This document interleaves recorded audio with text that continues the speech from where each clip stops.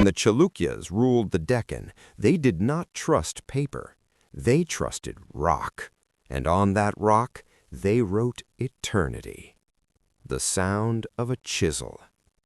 Imagine this: a quiet morning, a temple courtyard, a skilled sculptor kneeling before a granite slab. Each strike of the chisel was not just carving letters, it was carving history. Land grants, war victories, royal titles, religious donations. Everything that mattered was engraved. The eye-hole inscription, a declaration of power.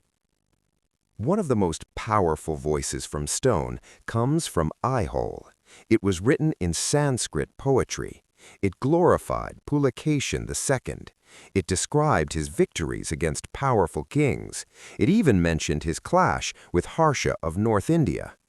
This was not just a record, it was a royal announcement to the world. The Chalukyas are unconquerable, and that message still echoes today. More than praise, administrative brilliance.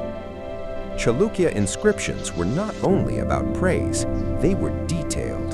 They mentioned tax systems, village boundaries, land donations to temples, rights of farmers, duties of officers. This tells us something powerful. The Chalukyas were not just warriors, they were administrators, organized, structured, strategic. Kannada and Sanskrit, a cultural revolution. The inscriptions were written in both Sanskrit and early Kannada. This is important because it shows a transition. Royal glory in Sanskrit, local governance in Kannada. The Chalukyas helped shape Kannada as a language of administration. That is not just politics, that is cultural transformation. Religious harmony written in stone. One inscription grants land to a Shiva temple. Another supports a Jain monastery. Another records a Vishnu shrine. In a time when many rulers favored one faith, the Chalukyas supported many. Tolerance was not a slogan, it was documented. Titles that shook the Deccan. Chalukya kings used powerful titles: Parameshwara, Dakshina Pateshwara, Lord of the South.